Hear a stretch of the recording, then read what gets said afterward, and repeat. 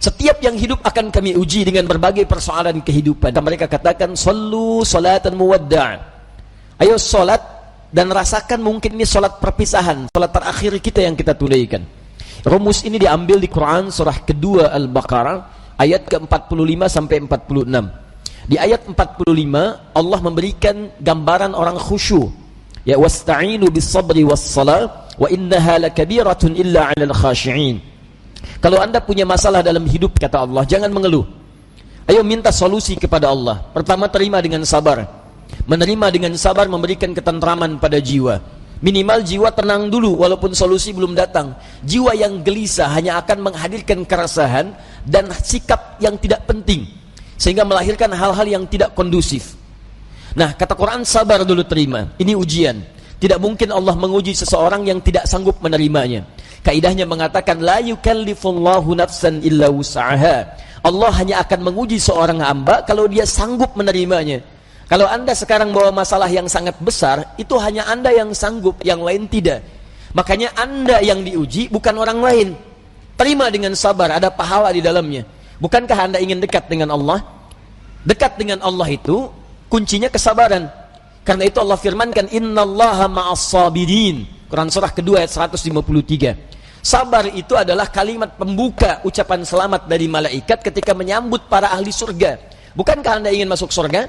Maka di Quran surah ke-13 ayat ke-24, malaikat disebutkan dalam Quran menyambut ahli surga pertama kali dengan kalimat sabar. Salamun alaikum bima sabartum fa ni'ma uqbad dar. Selamat ya, Anda sabar saat di dunia. Sabar. Dengan sabar ini Anda bisa masuk surga. Silahkan nikmati tempat yang belum pernah Anda nikmati dan rasakan sebelumnya. Sabar. Dan sabar itu selalu bersanding dengan ujian. Quran surah kedua Al-Baqarah ayat 155. Ya, walanabluwannakum bisyai'in minal khauf wal ju' wa naqsin minal amwal wal anfus wath thamarat wa basyiris sabirin. Setiap yang hidup akan kami uji dengan berbagai persoalan kehidupan.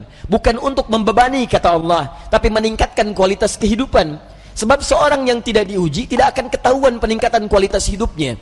Anak SD yang tidak ujian sulit bagaimana mengukur kapasitas ilmunya untuk layak masuk SMP. Anak SMP yang tidak ikut ujian sulit diukur apakah kualitas keilmuannya bisa enggak masuk dia ke SMA. Demikian dalam hidup, ketika kita diuji, hakikatnya Allah ingin meningkatkan kualitas kehidupan, bukan ingin membebani hidup kita menjadi banyak dengan persoalan. Ada yang gelisah, kata Quran.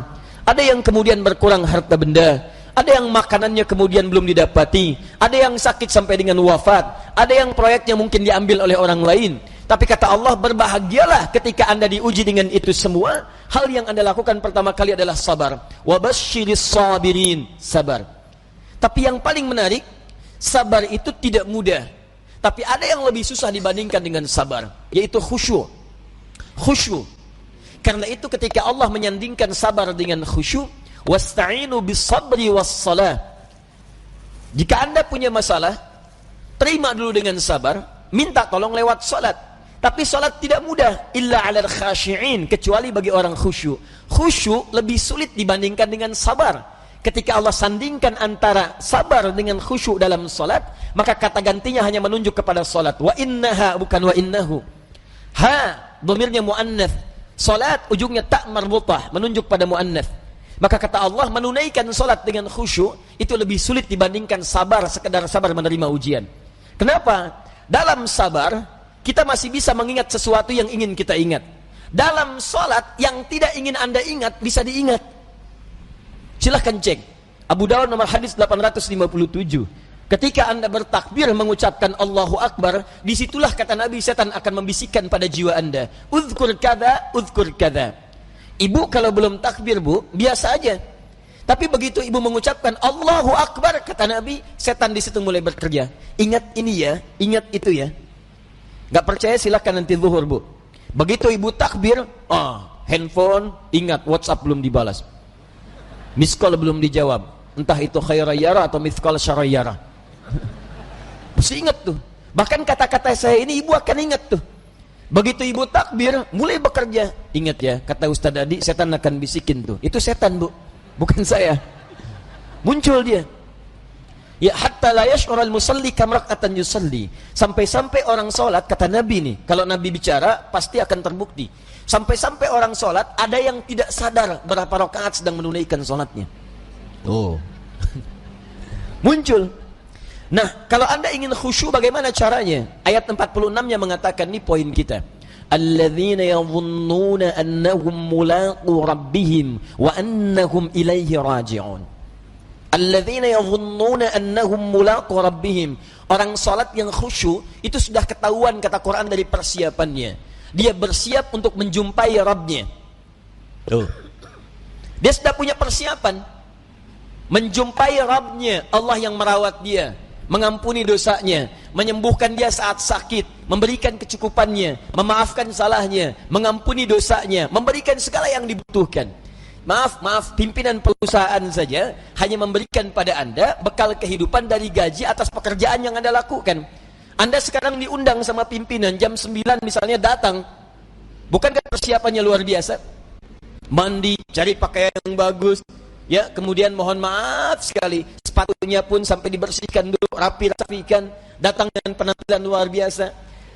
Nah, orang yang menghadap pencipta pimpinan, pencipta segalanya, Malikul Mulki, menghadap kepada Allah, itu kata Quran kelihatan dari sejak persiapan akan beda dengan yang lain. Jadi kalau menghadap manusia saja sudah bagus, menghadap Allah lain. Ketika tiba panggilan dari masjid, Quran surah ke-7 ayat 31. Ya bani Adam khudhu zinatakum 'inda kulli masjid. Hei anak cucu Adam, kalau sudah tiba panggilan dari masjid, maka siapkan penampilan terbaikmu. Orang khusyuk beda. Begitu mendengar kalimat Allahu Akbar, persiapan sudah bagus. Nah, jadi kalau Anda sudah merasakan persiapan seperti itu, maka ketahuilah Allah sedang mencintai Anda karena sedang meresapkan kekhusyuan dalam jiwa Anda. Tapi kalau sebaliknya, dengar azan masih santai. Kok masih santai? Belum qomat. Dengar qomat belum siap-siap. Atau bahkan lebih dahsyat, dengar azan tapi sudah menolak. Allahu Akbar, kecilin volumenya. Wah, ini masalah. Dan kita doakan supaya mendapatkan pencerahan lebih baik, bukan dicela karena mungkin belum siap menerima nilai kebaikan, sehingga doa kita bisa memudahkan itu untuk didapatkan. Begitu cara merespon sesuatu. Jangan selalu keburukan yang terlihat direspon dengan cara yang lebih buruk, tidak. Ya, mencegah kemungkaran bukan dengan cara yang mungkar.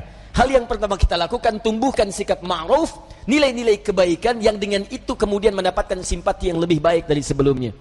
Anda punya tetangga, tetangganya muslim, laki-laki, beriman kepada Allah.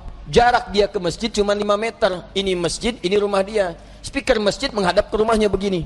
Ya. Tapi dengar adzan belum tergerak untuk ke masjid, nggak mau dia ke masjid. Apa hukumnya? Hukum laki-laki beriman yang tidak mau ke masjid, rumahnya dekat dengan masjid. Apa hukumnya? Beri nasihat, bakar rumahnya. Main bakar aja. Sudah, hukumnya ajak dia ke masjid. Paham? Barangkali dititipkan oleh Allah jadi tetangga bapak supaya bapak dapat banyak pahala dari situ. Karena cuma bapak yang bisa ngajak, bukan dititipkan pada tetangga yang lain. Kenapa nggak Anda ajak? Tetangga masa gitu? Ya, ajak dia. Ya ajak, doakan di malam hari, ajak di pagi harinya, ayo ke masjid, ayo ke masjid. Begitu dia ke masjid karena ajakan Anda, maka setiap dia masuk masjid dan ibadah di masjid, Anda mendapatkan bagian dari pahalanya. 2 lafaz hadisnya.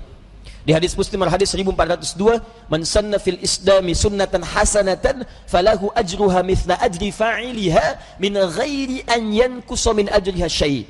Siapa yang mengoptimalkan sunnah-sunnah kebaikan dalam Islam, mengajak pada sesuatu kebiasaan dalam Islam, diikuti oleh orang lain, maka dia mendapatkan pahala dari yang mengikuti itu tanpa dikurangi sedikit pun. Sunnah kebaikan berjamaah, sunnah yang sangat ditekankan. Ayo ke masjid, ke masjid, ke masjid. Begitu orang itu ke masjid, baru masuk masjid, Anda mendapatkan pahala dari orang itu tanpa dikurangi sedikit pun.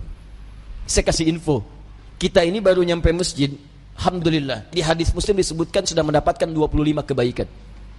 25 itu 1 ke 2 jaraknya 500 tahun, 2 ke 3 500 tahun, 3 ke 4 500 tahun, sampai ke 25-nya baru masuk. Nah, orang yang bisa mengajak orang lain ke masjid, begitu orang itu masuk, dia mendapatkan otomatis transfer pahala sama persis 25 tanpa dikurangi sedikit pun. Itu belum tahiyatul masjidnya, belum bacaan Qur'annya, belum zikirnya, luar biasa. Nah, saya kembalikan kepada yang awal, maka orang-orang khusyuk itu dari penampilan sudah ada. Kemudian dia datang menunaikan sholat. Bagaimana perasaan saat akan menunaikan? Kenapa pakai pakaian yang bagus? Kenapa wudhu dulu? Quran surah 5 ayat 6. Kenapa dia sempurnakan wudhunya? Alasan paling utamanya bukan sekedar sholat. Wa annahum ilaihi raji'un. Dia merasa mungkin ini adalah sholat terakhir yang dia tunaikan, dan mungkin dalam sholat itu dia akan pulang kepada Allah Subhanahu wa ta'ala. Karena itu diantara orang-orang saleh, kalau sudah tiba panggilan adzan, sahabat Ali bin Abi Thalib radhiyallahu ta'ala anhu, begitu adzan dikumandangkan sudah bergetar jiwanya. Ditanya, lima hakadha ya amiral mu'minin, kenapa perasaan anda demikian ya amiral mu'minin? Kata beliau, tibalah panggilan yang kalaupun terdengar oleh gunung dan yang lainnya mereka akan bergetar karena takut kepada Allah, khawatir tidak bisa menyempurnakan perintahnya. Lalu orang yang zalim ini, yang fakir ini mendengar kalimat itu, maka kuranglah rasanya kepercayaan kalau tidak bergetar mendengar kalimat ini, karena takut saat menunaikan sholat tidak sempurna seperti diinginkan oleh Allah Subhanahu wa ta'ala. Abu Bakar ketika mengucapkan takbir Allahu Akbar bergetar tangannya karena khawatir dalam sholatnya tidak sempurna seperti Allah menginginkannya. Dan yang lebih dikhawatirkan dalam ketidaksempurnaan itu, wafatlah ia dipanggil oleh Allah Subhanahu wa ta'ala.